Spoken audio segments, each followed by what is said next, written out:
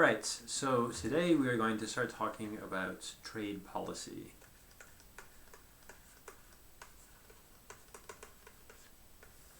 Alright, we're primarily going to talk about tariffs, which are taxes assessed on imports or imported goods, let's say. In addition, we may mention,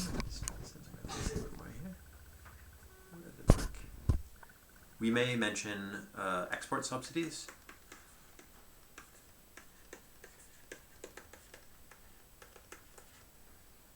So that would be if you pay companies when they export a good, so you can call it a subsidy on exported goods. I guess it's not adding much information relative to export subsidies, but that's what it is. And then maybe we can finally talk about voluntary export restrictions. Okay, and I guess I'll just say this is typically when the government issues export permits. So the government decides which firms get a permit to export. Alright, so what I want to focus primarily on is tariffs, the first one, and I want to talk mainly today about the effect that tariffs have on prices of traded goods and also on welfare of firms and consumers in a country. Okay. So to start out with, I think I need to say something just very briefly about different types of tariffs. So in the real world, the type of tariffs you see the most are called ad valorem. So that would be ad valorem.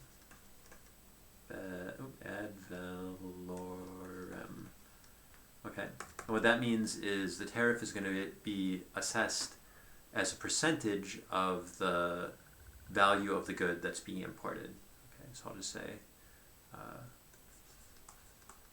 percentage tax on value of imported good. There's another type of tariff called a specific tariff. Let's say tariff on ad valorem, so specific. Alright, a specific tariff is going to be when there's a fixed amount of tax assessed on each good regardless of the value. So that might be something like, I don't know, make this a little bigger so that I don't have to keep adjusting it. It would be like, suppose that it was just like $1 is assessed on each good that's exported. That's better. Alright, or that's imported, right? So then, if your good is worth $10 and you import it, then you assess $1 on it. So it costs $11 once it crosses the border. If the good is worth $1,000, then it's $1,001 once it crosses the border. That tax you have to pay to the government is per good, not proportional to the value of the good. Okay? So this is fixed tax assessed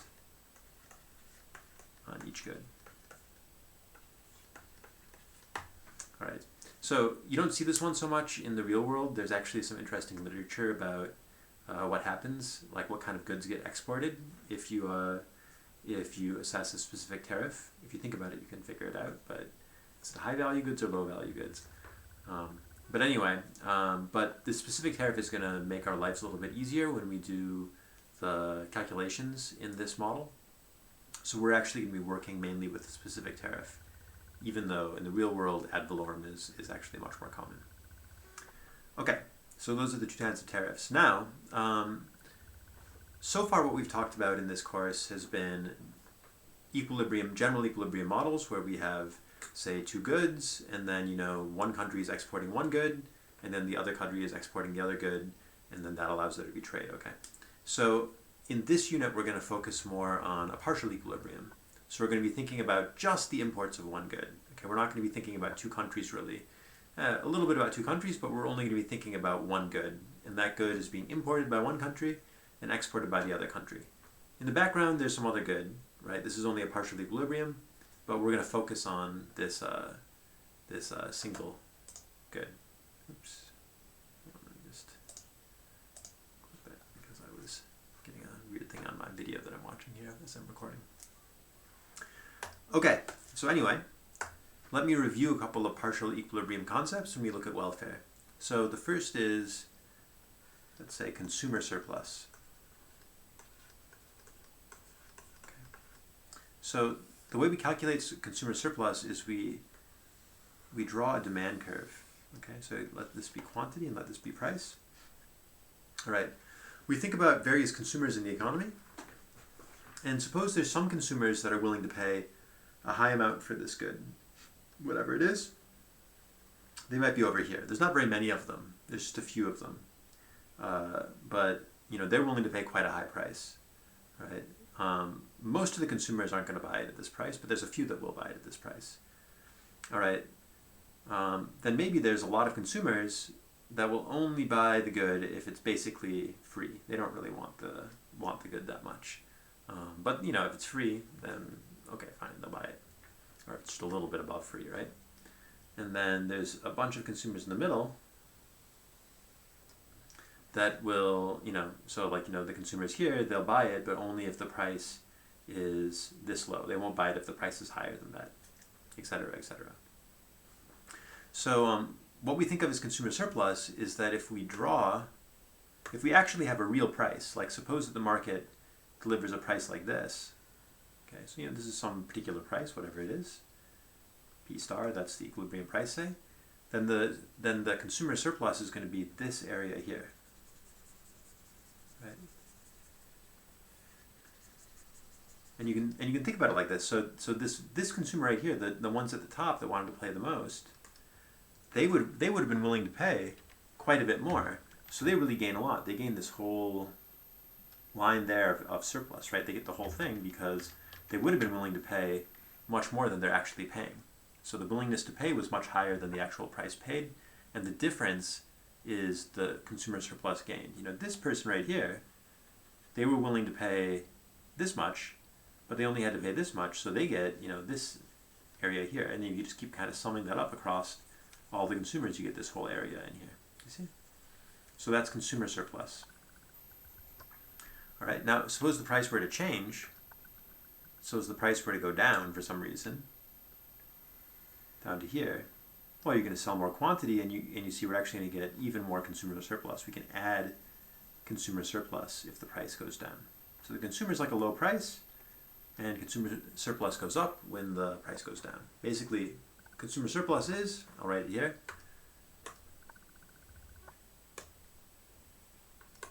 difference between willingness to pay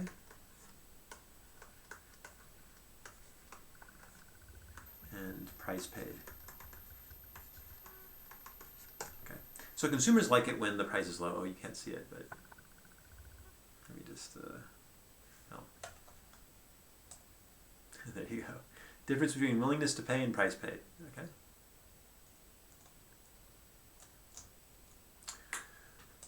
Okay, there, good.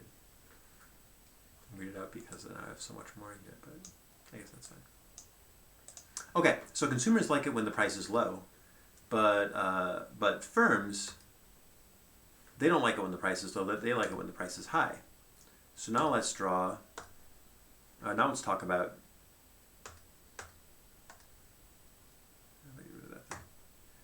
let's talk about producer surplus. Producer surplus. Okay, and this one it's similar, but now we're going to be looking at a supply curve rather than a demand curve. Here's the quantity, here's the price. Okay, so there's some firms that would have been willing to produce for a very low price. They have very low costs, so they would have been willing to produce for a very low price. Firms like, say, down in this area. And then there's some firms that only produce, they maybe have higher costs if they can charge a much higher price. Okay. So we look at the price that actually happens in the economy. Let's say it's here. All right, so this is now the equilibrium price, say.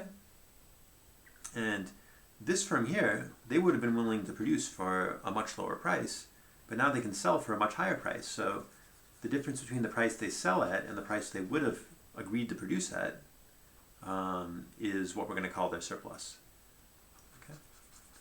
And the same is true, this firm right here, they would have produced for this price. They wouldn't produce if the price was any lower, but the price they can charge is much higher than the price they would have produced at.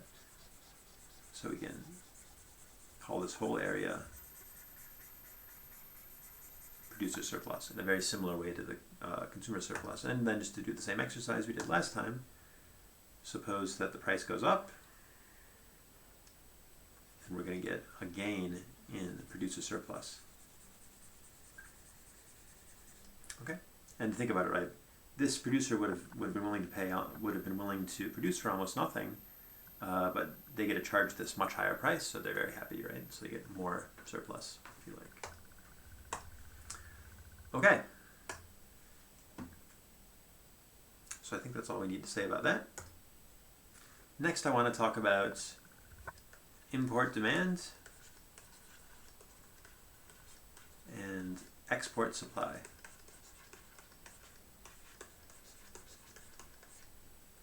All right. So let's think about a single country. Okay, and this country is going to be an importer.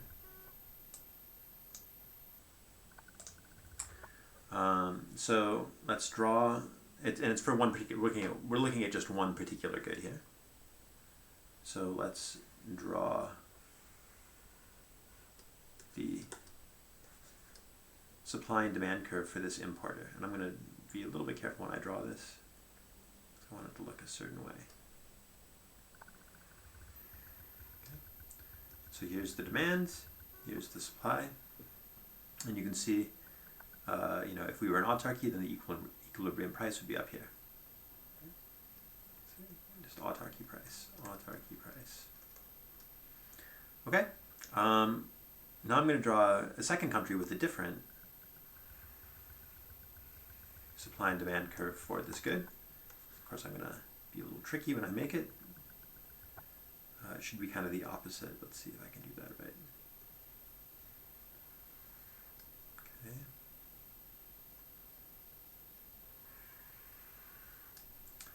Okay. Okay. So here's the supply curve, and here is the demand curve for the two countries. This is the price. Okay. So the autarky price for this country would have been down here. Okay, for this good.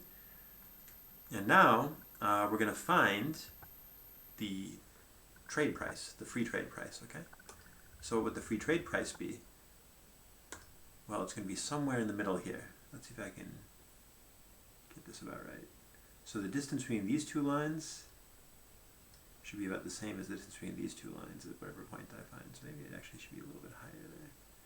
Right, I'm going to say it's like right about here. Let's see if it looks reasonable.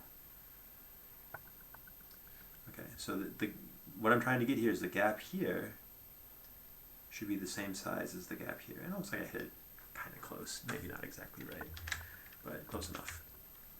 Okay, so what this says, let's think about this. This country here is going to be the importer. How do I know that? It's because they're demanding more than they supply at the equilibrium price, at the trade price, right? I call this the trade price. It was the T instead of an F. Trade price. All right, you can see that the country on the left here demands more than they supply at the trade price, all right? So if they demand more than they supply, that means that they must be importing, right? This country over here, this country is an exporter. How do I see that? You can see that at the trade price, they're supplying more than they demand, okay? So notice that if I were to raise the price, then the importing country would want to import less, and the exporting country would want to export more, how do you see that? If I raise the price, if I were to take this price and raise it, if I was going to raise this line, you can see that here, the gap between these two lines would be smaller. So the importing country wants to import less, but the gap between these two lines would actually be bigger. So the exporting country wants to export more, okay? And vice versa. So now I'm going to draw another curve over here on the right-hand side. And I'm going to kind of summarize these two graphs with a single graph. Oops, let's do a black color here. Okay. So this is going to be summarizing both countries, and what we're going to do is we're going to have a price up here, a quantity down here, but now this quantity is a little different. This is the quantity traded. So I'm going to write that. Quantity traded. All right. If we look at this graph, we can see that at this price here, the exporting country wants to supply 0. Okay, so there's going to be 0 traded at this price. I should be careful. The exporting country wants to supply 0. And then the gap between these two lines, right? The gap between these two lines, it's growing. So as the price goes up, they want to export more and more. Okay, so I'm going to describe that by drawing a line that looks like this. Okay, so I'm going to call that XS, export supply. All right, it's supposed to describe the gap between these two lines. Now we're going to do the same kind of line, but for the importing country. And we can see that they're like here, and right around here. Okay, so if we get to this point, the importing country does not want to import anything at all. Okay, and then as we go down here, as the price goes down and down and down, we end up with lower, and they want to import more and more. So I want to draw this downward sloping curve that's going to describe the distance, the gap, I should say, between those two lines over there. I realize now that I wanted to get rid of that first, so let's try that again. Okay. And I did a pretty okay job, but I think I'm going to draw it one more time, so I want it to line up with the picture I already drew. Let's do that. Okay. So now we can see that there's a price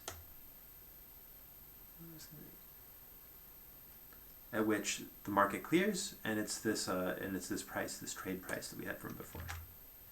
Okay, I drew the pictures a little cockeyed, but you get the point. So the equilibrium is where export supply is equal to import demand. Okay, and then the quantity traded is going to be right here, and that should describe the gap between the lines on both the supply and demand curves of both the importer and the exporter. Okay, so why do we want to do this? What's the point? The point is that we can use this graph here. Actually, I'm going to get rid of these because I want to get rid of that blue line.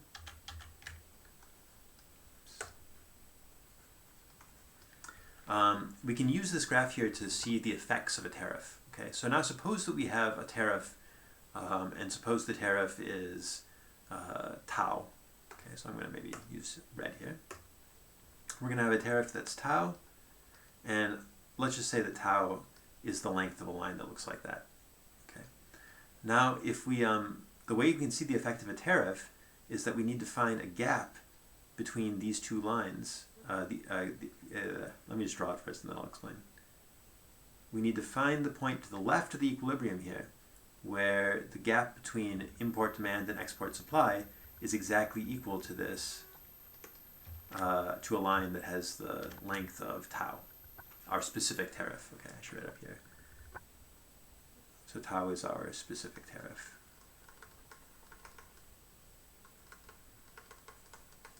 And then this line has length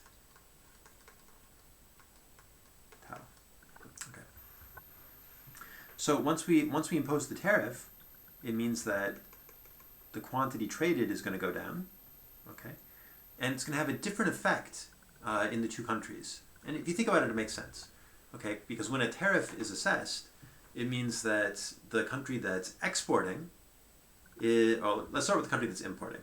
All right, so the country that's importing the consumers in the country and the producers that are facing the competition from imports, they're facing a higher price, right? So I mean, suppose that the exporters are just charging the same price, then when the goods come into the country, the exporters have to pay this tariff, and they're going to pass that on to the consumers.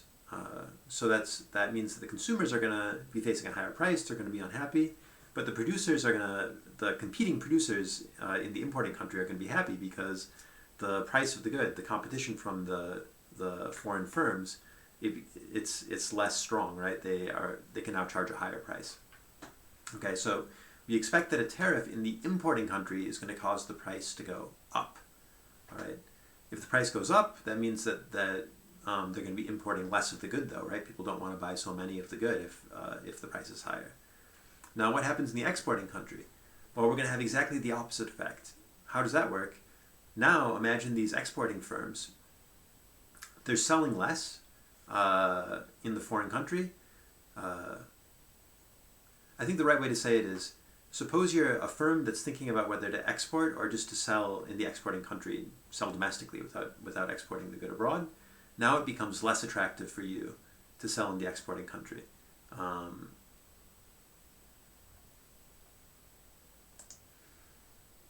All right, I said together my thoughts there for a second. All right, so imagine that that the tariff is assessed, and it means that the price, due to this argument I just made, in the importing country goes up. As I just said, that's going to cause demand for the imports in the importing country to go down. Okay, if the price doesn't change in the exporting country, all right, so if the price didn't change here, then it would mean that the exporting country wants to send the same amount of goods abroad, but the importing country doesn't want them. They want less now because, from their perspective, the consumers in the importing country, the price went up, right? So they actually, in the importing country, they want to consume less. So there's going to be this mismatch between supply and demand, right? There's going to be a larger export supply than import demand. So the only way we can fix that is we have to have the price go down in the exporting country, okay, in order for the market to clear. You can think about it as, after all the goods have been shipped, there's a few people that want to export, but there's nobody in the importing country that wants to buy them. So that's going to force the price down. All right. So the effect of a tariff in the exporting country is actually to force the price down. And you see that here, right? So when we move to the left of our market equilibrium, so our market equilibrium is there. When we move to the left, you can see that the price in the importing country is higher, right? Here's the price after the tariff. Here, I'll draw dots. There's the price after the tariff. How to get it more linear. After the tariff in the importing country, it went up, right, relative to the free market price. And the price in the exporting country, it went down. Okay, so we can make that a general point. When you have a tariff, when one country assesses a tariff on a particular type of good, that's going to cause the importing country to have to pay more for that good, and it's going to cause the exporting country to pay less. Exactly, to have the price fall in the exporting country. I notice here you can't see that I wrote excess up there, so I'll do that. Export supply. Okay, so now with these tools, we've talked about how to measure changes in welfare. We've talked about how to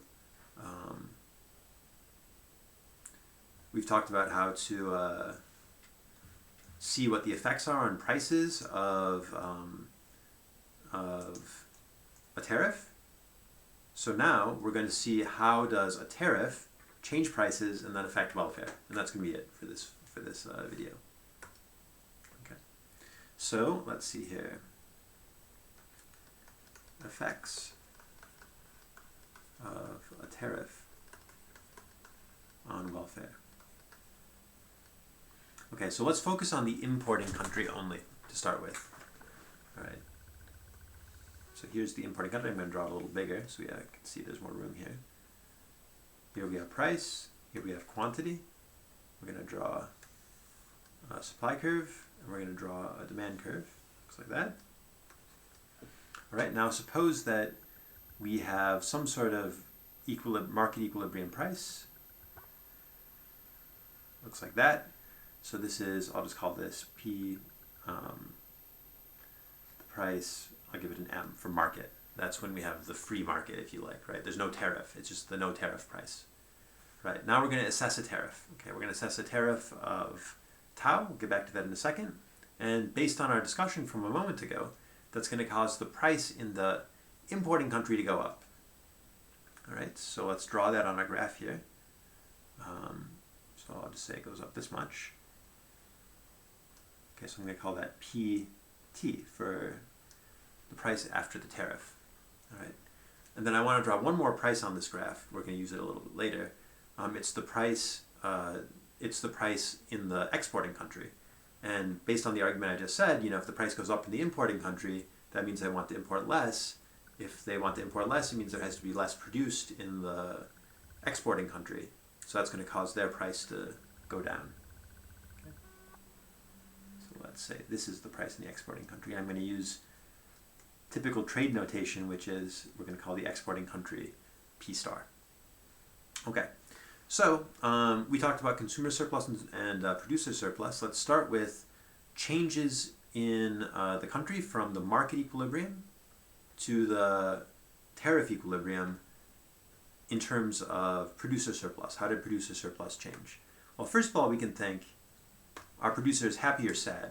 Right? Are they happy or sad that the tariff was imposed?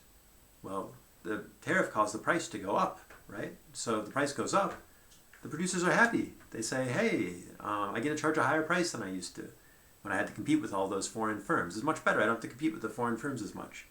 All right, so they actually get, so the entire producer surplus, I'm just going to draw this quickly, used to look like this, and now it's going to actually go up a little bit farther. It's going to go up to here, right? So I don't want to draw the whole thing. I want to only draw the change. And the change is actually going to be this region right here. This is the change in consumer surplus. Okay. Now what about consumer surplus? So are consumers happy or sad? Well, consumers are going to be unhappy, right? The price went up. That means that they don't get as much. The difference between willingness to pay and the price is going to go down, right? The price went up. So consumers, they're not so happy. I'm going to draw them in green. All right, so just to do the same exercise, the whole consumer surplus, it looks like this, say in the market equilibrium. And now it's going to be reduced to just this triangle, right? But I only want to draw the change. So I'm only going to draw this area right here. This whole area here is the change in consumer surplus. Okay, it's not just the change, it's a fall. This is the fall in consumer surplus. The blue is the increase in producer surplus, and I'll draw this a little bit on the side in a second. All right, so if we were to stop here, we would say, wait a second. We've had an increase in producer surplus. We've had a decrease in consumer surplus. But the consumer surplus and the producer surplus, I should say the producer surplus is totally canceled out by the consumer surplus. And then there's even more consumer surplus that was lost.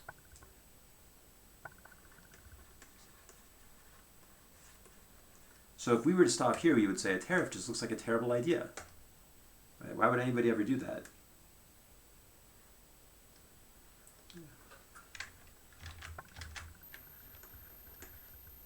Consumer surplus loss. Right? Why would anybody do a tariff if we were done here? Because you can see this area is canceled out, so there's no gains here. And this area is just a loss to consumer surplus without any compensation. So why would anybody ever want to do a tariff? Well, there's one more thing we haven't thought about, which is the government is actually making revenue, right? When the government charges a tariff on goods that are coming in, they actually collect tau for every good that arrives. So let's draw one last little figure here, and we're going to draw a little rectangle on this graph to indicate the amount of government surplus that comes from the tariff. Now, that's the reason I wanted to draw the foreign price on this graph, is because we know that, based on this argument from the last slide that I had here, the difference between the foreign price and the exporter's price and the importer's price is exactly tau, right? If the tariff is tau, then this distance here is exactly tau, okay? And then this area here, that's the quantity of goods that are imported. So the government's tariff returns are going to be tau times the quantity that was imported. Quantity imported. So we can actually just draw that as this rectangle. This rectangle here is tau times the quantity imported, right? The length of this line here is tau, and the length of this line here is the quantity imported. So that whole thing there is the government surplus. I'll call it a gain in government surplus, or government revenue is fine too. So I'll call this government surplus gain. Okay, so now let's stare at this graph a little bit and think about what we're looking at. So, so you can see that this area here is all canceled out. So everything there is gone. It's a gain to producer surplus, it's a loss to consumer surplus, but we don't really have to consider it. Everything in this area is gone too, right? That's a gain to government surplus, if you like government revenue, but it's a loss to consumer surplus, so they cancel each other out. Okay, so if we want to know about the effects of the tariff, whether on the whole it was a good idea or a bad idea, then we have two regions to look at. We have this region right here, I should say this triangle here, that's a loss, and this triangle here, that's a loss. Those are uncompensated losses to consumer surplus. And then we have this rectangle down here that is an uncompensated gain to government surplus. So basically our question is this one bigger? The area of this one bigger?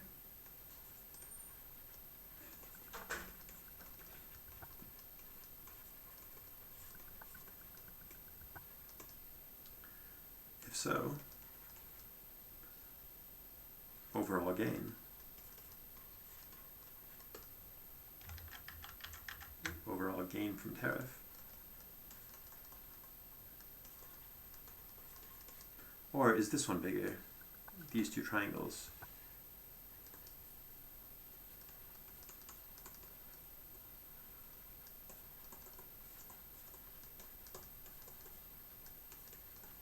Then there's a loss from the tariff. Okay, so if we just kind of think about this for a minute, you'll see that pretty much for a very small tariff, you're typically going to have a little bit of gain. So I mean, imagine that the tariff was really, really tiny. I should be a little bit careful. What I'm trying to say is that if the gap here, so what I really want to say, let's scratch that. What I really want to say is, suppose we can impose a tariff where PT up here is very close to PM. Okay, if these two are very close together, and these two down here are very far apart, PM and PT star, then we're very likely to get a gain from a tariff. Okay, do you see it? Because that means that the green regions here, the green triangles, they're going to be really small, whereas the bottom of the red box is going to be really big, right? If the gap between PM and PT star is big. Okay, so in what situation would that happen? So if you're a really big country and you're trading with a really small country, then the small country maybe is very dependent upon the goods that you send, but you yourself, you don't maybe really care that much about the little tiny country. Then when you impose a tariff, so imagine, just to give you an example, suppose the United States imposes a tariff on goods from Denmark. All right, that's likely to really change the price. Let's say it's on Danish pork. Okay, so suppose the United States imports some pork from Denmark, but also the United States imports lots of pork from Mexico and Canada and who knows where else. and maybe produces a lot of pork themselves. So, you know, they put a tariff on Danish pork. It doesn't really affect the price of pork in the United States very much, right? So PM and PT in that situation are very close together. But because maybe one of Denmark's big export destinations for pork is the United States, it really affects the price of pork in Denmark. The price of pork goes way down because they can no longer ship it to the United States. All right, in that case, the United States is going to gain because those green triangles here, these green triangles here are going to be really small, and the red box down here is going to be really big. Okay. Alternatively, imagine the other situation. So imagine that Denmark tries to impose a tariff on Chinese textiles. Okay, so basically Denmark is like a tiny export destination for China. China doesn't really care. It doesn't really change the price of textiles that China can sell abroad, right? It doesn't really affect Chinese textile prices at all outside of Denmark. But in Denmark, the price of Chinese textiles is going to go way up. It's going to go up by the same amount as the tariff. So in that case, PM and PT are going to be really far apart because the price of textiles is going to go up in Denmark, right? Whereas PM and PT star, PT star is here the price of textiles in China. That's hardly going to budge because China doesn't really care about Denmark. It's too small, right? So generally, the lesson here is that a tariff can be good for welfare in a country if the country is really large relative to if the importing country is really large and the exporting country is really small. So I think that I'm going to leave it at that, and I'll talk a little bit more. I'll talk in a little bit more detail in class, but see you then.